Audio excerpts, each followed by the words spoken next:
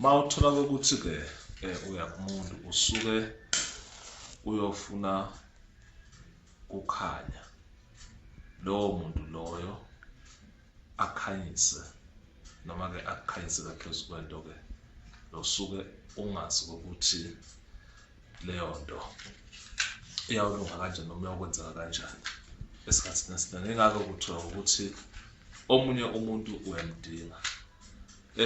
Ikhona ke into lekuthwasa,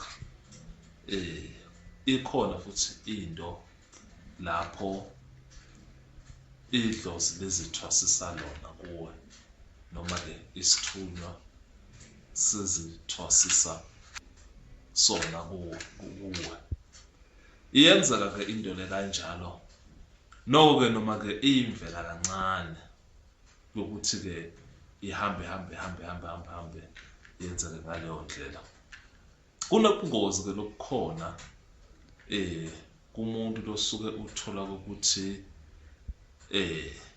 imimoya iyazithwasisa yona kuye ngokushiyashena kweziphiwo, ngoba lapho usuke uthola ukuthi lesi siphiwo yiso lesikwazi ukubonisa lo muntu kwekuthi kumele enze ini nani kanjani, ngalo ukuthi eze atshelwe i-guidance yakhe imtshele ukuthi hhayi lamuhla kufuna wenze kanje noma ufuna lento ilungiseke kanje.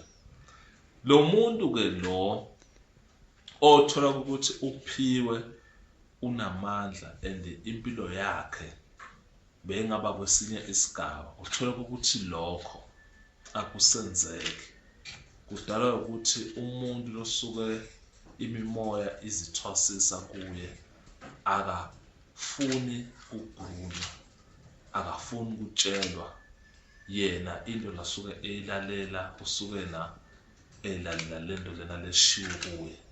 Yingakho isikhathi esiningi kuthiwa lesiphiwo lesimawe besisikhulu sigcine singafiki lapho bekumele sifike khona, ngoba emsebenzini wesiphiwo noma ngabe yisiphi uyamdinga umuntu losuke ase ahead naleso siphiwo osenelibanga thize, anolwazi lwalento lena ukuthi lento le ihamba kanje.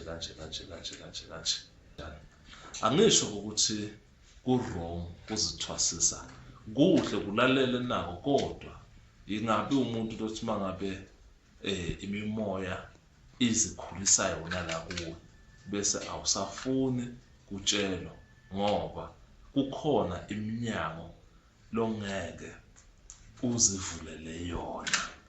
Udinga kuvulelwa abantu asebewazi ukukhiya walowo mnyango ukuthi ukanjani, utholakala kuphi and kuvulwa kanjani kuze kube khona ke into leqhumako lapha kuwe.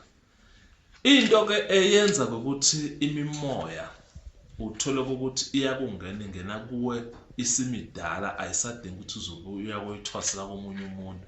Into leyenza leyo nto leyo idalwa ngokuthi utholakala ukuthi kukhona umuntu lobekade seyilungisile le mimoya yonke, wayilungisa yonke lento vele seyifika lapha kuwe seyikhulile, noma ke kutholakala ukuthi wena ukeke waba ngumuntu losondela kumuntu lowenza leyo nto leyo. Wayifunda lento wayifunda, kodwa wangayifundi ngosamuntu ongazuthi lento uyithwasela, kwagcina sozibona ngazuthi nawe lento songayisebeleke selichamuka lento ke seyakungena.